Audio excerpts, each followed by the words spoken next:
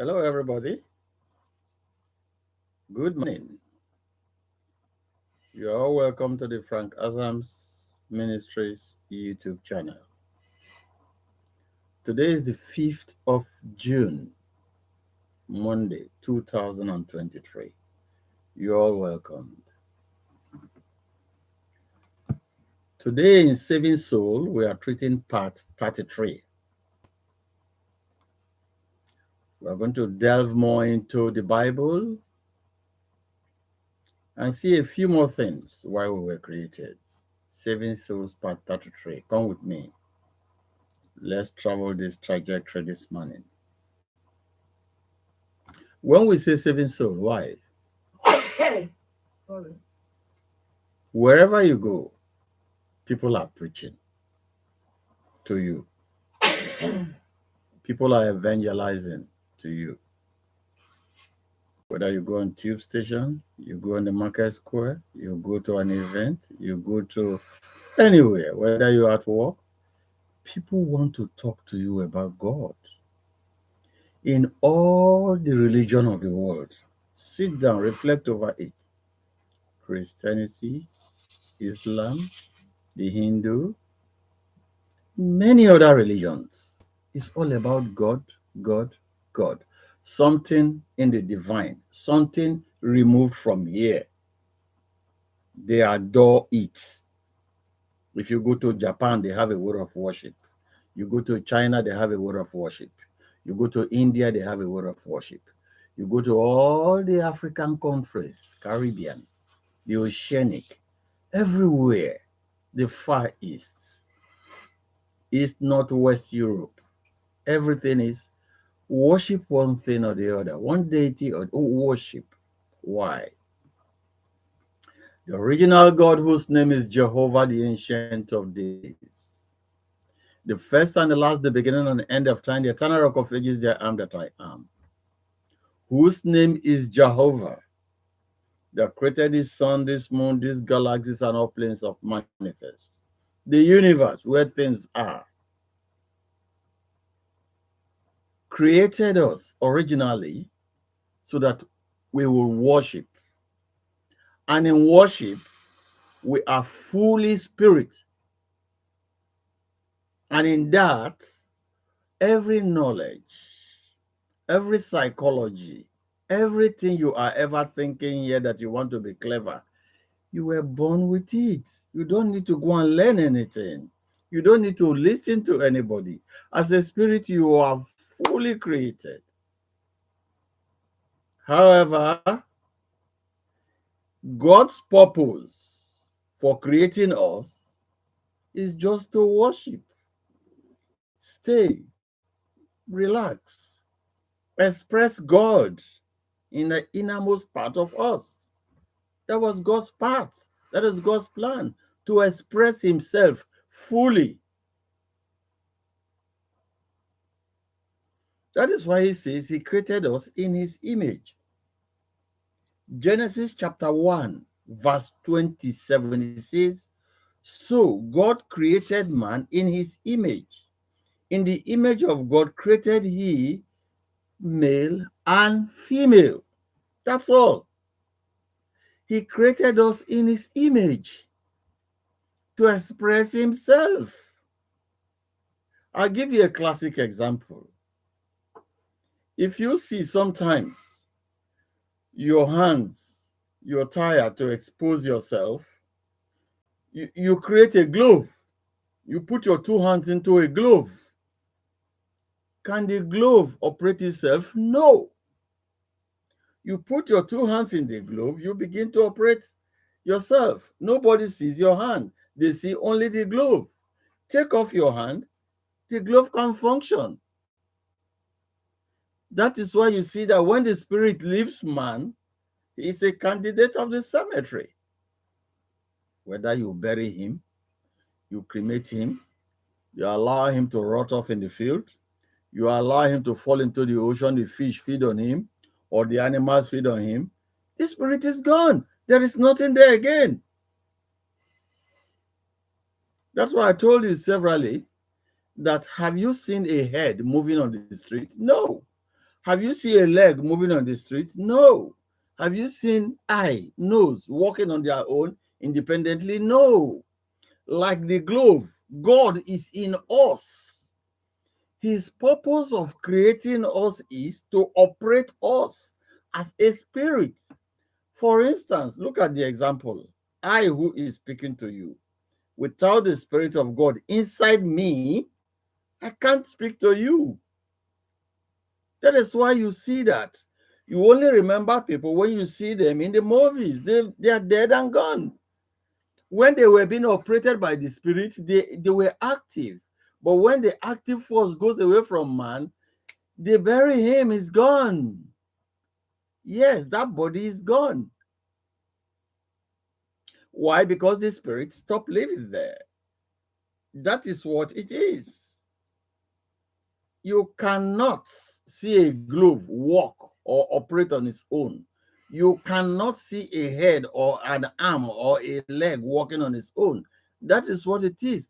God created us as a vessel with spirits, soul, and a body. What are their functions? The soul, the body, is on the physical realm doing things. That is what it is. The body, to receive information, physical things, and all that. Then the soul is for the mental psychology, all this your intelligent wisdom and the rest of them. And the spirit of man is in the innermost. I repeat, the body of man is in the physical body realm. Yes, he moves to somewhere, but the spirit is inside. Yes, he wants to go to school to study, but the spirit is inside. That is what the body is for, physical, to throw in food. Then the soul is that psychology of man, a two component. It's not the spirit. You get it? So some of these things you think you want to go and study, you do all this and all that, it is already loaded in the spirit. So let me remind you one thing. When God created us in his image, all of a sudden, before God started operating us very well, sin entered into us.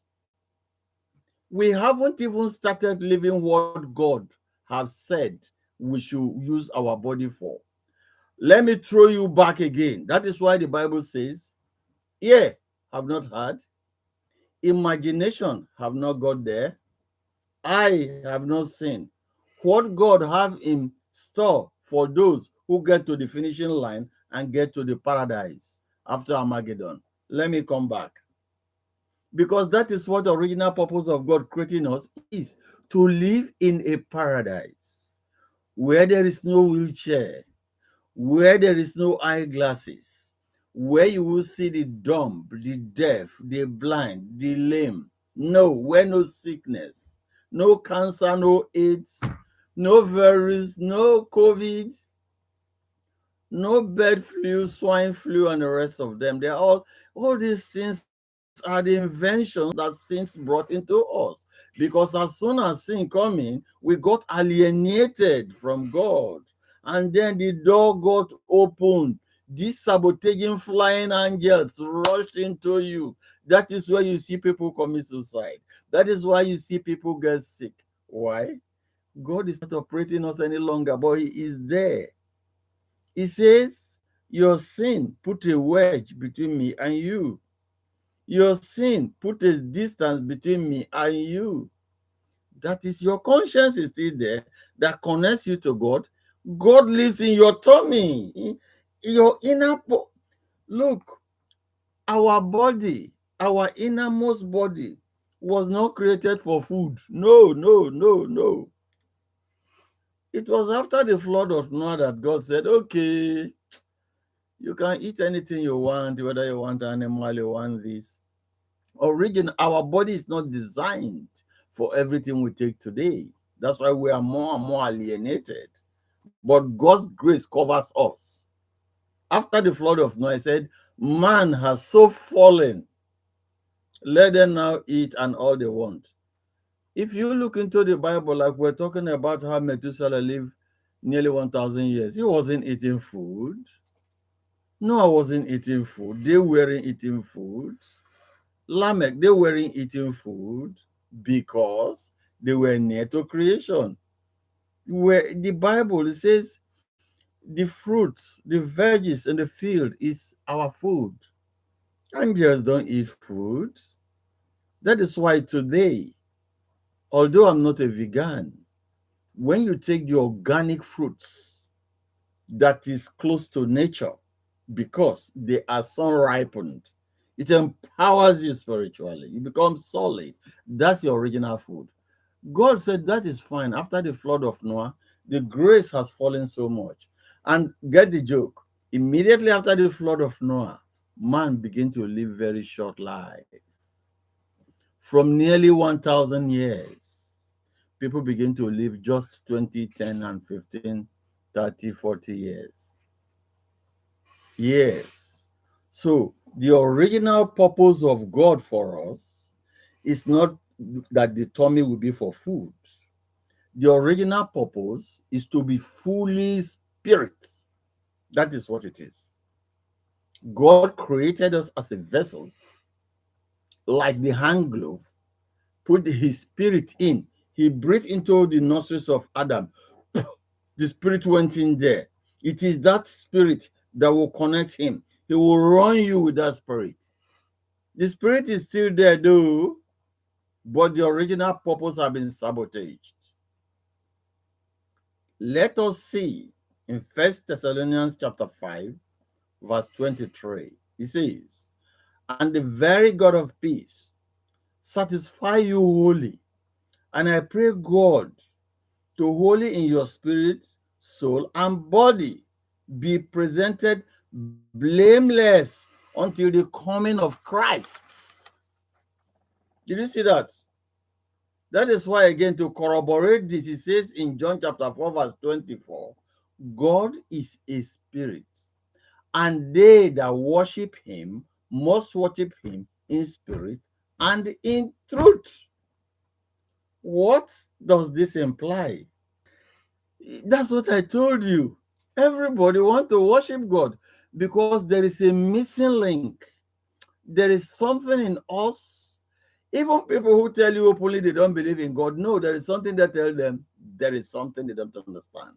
Which is why I have told you people severally, part of this, our part 1 to 33, that I have a friend who is a professor of physics and maths who was an atheist, who later said, now he worship God anyway, just because he's very confused that it appears there is something in us that lives after death. Could that be the connection to God?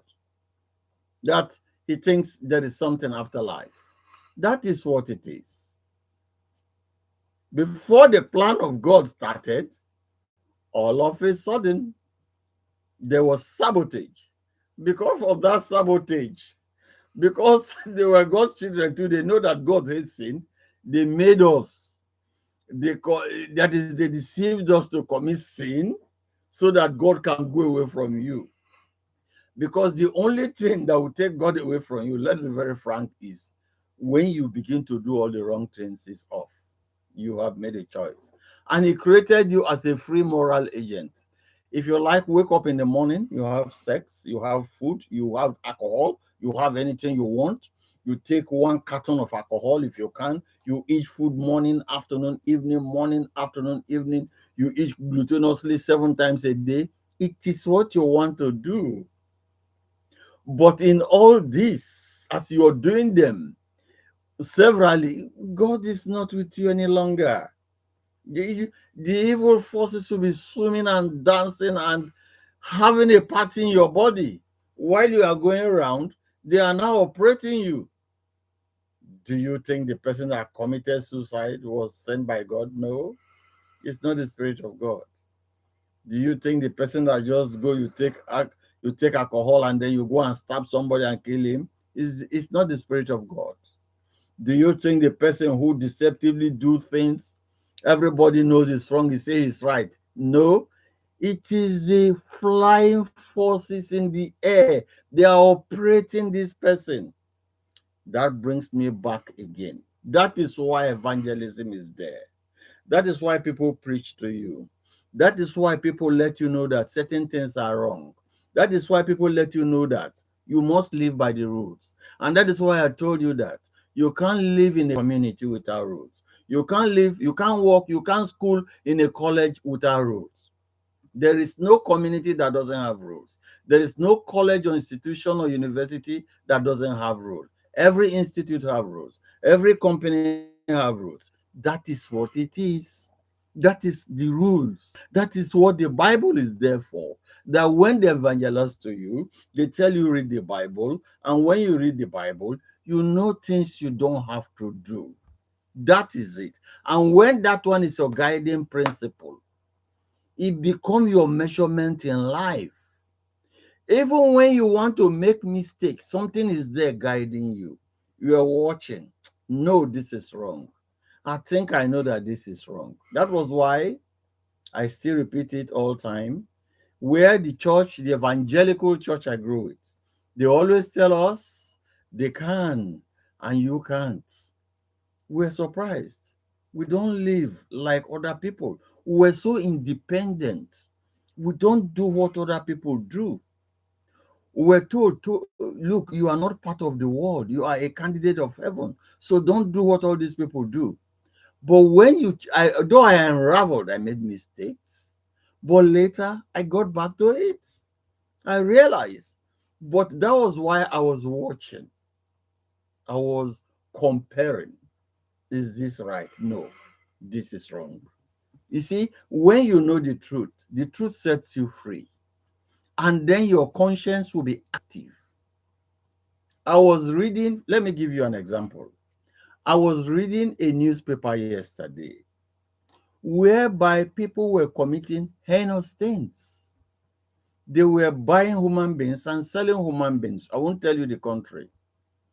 And when they go and deceive and steal children, they go and sell them for people, for only them know the purpose. But the judgment of what the judge said is what I want to read to you. He said, because there is no empathy in you again, because your conscience is dead, and because there is nothing godly and kind in you, I will be sentencing you to death. You are not lived, you are not qualified to live again in the normal society and to live in the normal setting of human being. You have changed from being a human being to a Satan. I'll be condemning you to the hangman to be hanged on the stake. I stop there.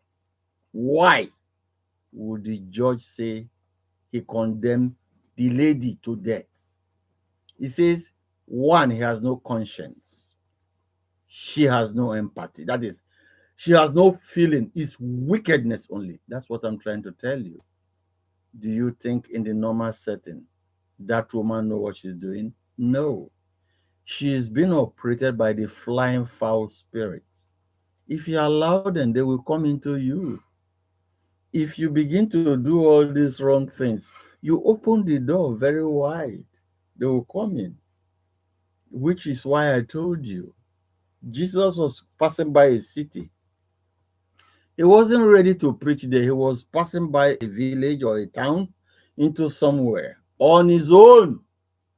The demons, frightened, loaded in somebody, say, "Oh, we know you are. We know you as a great spirit in heaven.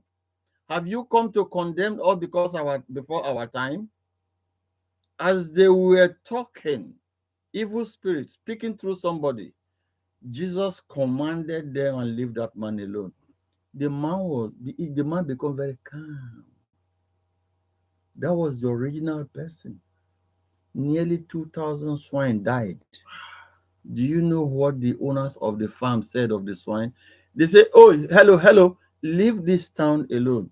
What it implies is, please leave people with their demon. Go. Don't evangelize here. Pass. Let people do what they want. That is what I'm trying to tell you. If you leave yourself, you say you won't serve God, something will take you over. You think you know what you are doing, No, you don't. They will operate you. It is in your interest to come back to God. I'm rounding up now. Because tomorrow, I'm going to take you into why we now have the chance for salvation. But I will stop here by reading you some few Bible verses where you will still know how things goes, because you now do anything you want to do, which is not why God created you. Romans chapter 5 verse 12 says, wherefore, as by one man entered into the world death through sin, so death passed unto men through sin. You get it? When God created us immediately, before we start enjoying the whole thing, sin entered. Then death followed. God called Adam, where are you? God haven't asked him too much questions. He says the woman, God said it's fine. You just made a choice. It's only I'm sorry that from now on, you won't live forever. You will die. That you will suffer, and the woman will suffer in childbirth, but you'll get old and die. All your offspring, the same thing until you get to the grave. Through one man sin passed into the world. It is through sin. That is why when sin begins to take hold of your life, you are into a trajectory that has no end. It has no meaning. And the end is terrible. Don't you know? I will tell you, the most dangerous person you can see is somebody who doesn't pray, who doesn't read the Bible, he doesn't go to church, he says he doesn't believe in God. Go far, far, far. They have no empathy. Their conscience is dead. They can't do anything. Because, yes, there is nothing they can't do, because it is not them. It is the spirit that is in them. They do anything they like. So that is why when Jesus came here, I don't want to go into salvation. I'll be preaching about that tomorrow. I'll leave it for tomorrow. But let me stop about what people enjoy. Ephesians chapter 2 verse 2 to 3 say, wherein time past you walked according to the course of this world, according to the prince and the power of the air, the spirit that now walked in the children of disobedience. Did you get that? He said, now you can do what you like. You have been operated by the spirit of the air. What is the spirit of the air? Evil forces. They are everywhere. They are demons. They are just cheap demons walking around and looking for people to inflict. That is why even when you want to worship God, they begin to attack you. Don't. You want to fast, they don't want you to fast. You want to pray, they don't want you to pray. You want to read the Bible, they don't want you to read the Bible. You have the inclination to go to church. No, forget about it. Go to the pub and go and drink. Come on, forget about it. They will be giving you too many reasons why you shouldn't read the Bible. Oh, too many reasons why you shouldn't go to church. Oh, too many reasons you should just enjoy yourself and all this. They have no work. That is why they are called evil spirits. That is their job. God said it. Oh, you won't worship. It's fine.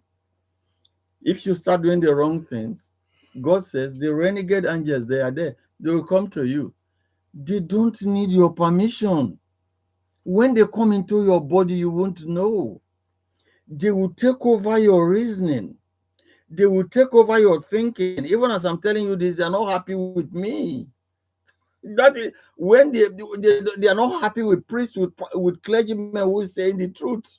You shouldn't leave people where they are. That is what it is. Because the foul spirit will keep operating you till your bad end. Continuously, verse 3 says, among whom also we all had our conversation in time past, in the lust of our flesh, fulfilling the desire of the flesh and of the mind, and whereby the nature of the children of wrath. What is it trying to? Let me break it down. That before, when you are not a Christian, when you are not born again, when you are a candidate of heaven, you used to do things only what the body wants. enjoy your body. Bacardi, one bottle a day. You smoke anything smokable. You do anything that is wrong. If they tell you that you are wrong, you say no. You want to enjoy yourself. Oh, you want to have a good time. No, why should you go to church? Nobody is telling you not to do what you want to do. You have taken a decision. It is. You are allowing the foul spirit to operate you, which is why people must evangelize, which is why I'll be telling you again tomorrow about why Jesus came, why the salvation. I don't want to go into that today. But no, the content, the reason, the purpose we were created have not started at all. At all, at all. The purpose, the reason why we were created haven't taken off at all. It wanted to take off, all of a sudden, sabotage happened. Immediately, Cain killed his junior brother Abel. Wickedness, it just started. The demon is working. Then God called Cain. Cain, what are you doing? The blood of your brother cries to me in the heaven. That was the first murder. I will stop here. And that you listen to me is a choice. When once you confess Jesus, I repeat, God will come into you fully and take charge. The Holy Spirit of God will now descend and connect the one in you. That is why the angels in heaven is happy. His soul is saved. What do? You have now gone through a surgery. The surgery you have gone into is spiritual. And then you need some therapy. You need some medication. Your medication is the Bible, and you have to pray, and you have to go to church. You begin to nurture it over time. That is how you can get saved. Do you think the world will continue like this? No, of course. If anybody is telling you things as they are, it's going to continue just like this. Really, it's not. It won't continue like this. I'll tell you one thing. Check out every religion. They are trying to worship. They want to worship because there is something in them that is spiritual, which is God, that want to push them to the fullness of life, which is the spirit. Because we are spirit actually, and what is in us is a spirit. He wants to connect us and make us live a good life. That is what it is. Tomorrow I'll be with you again, but I'll be leaving you with this: that the name of the God I worship, his name is Jehovah Almighty, that he is the first and the last, and is the beginning and the end of time. He is the ancient of days. He changeth not. He is called Jehovah Rapha. He is called Jehovah Siddiqenu. He is called Jehovah Nisi, Jehovah Yahweh. Endlessly go on and on and on. If you call this God, you will do wonders. And if you call this God, the angels will follow you. They will go everywhere with you. For where you want to go, they will go ahead of you. For your problem, it is their problem. It is no longer your problem. Why? Because you are one with them. In Jesus' name, I'm inviting you. Come, let's worship Jehovah. Because the name of Jehovah is a strong tower. And if you run into it, you find protection. I'll be talking with you again tomorrow. And bye-bye.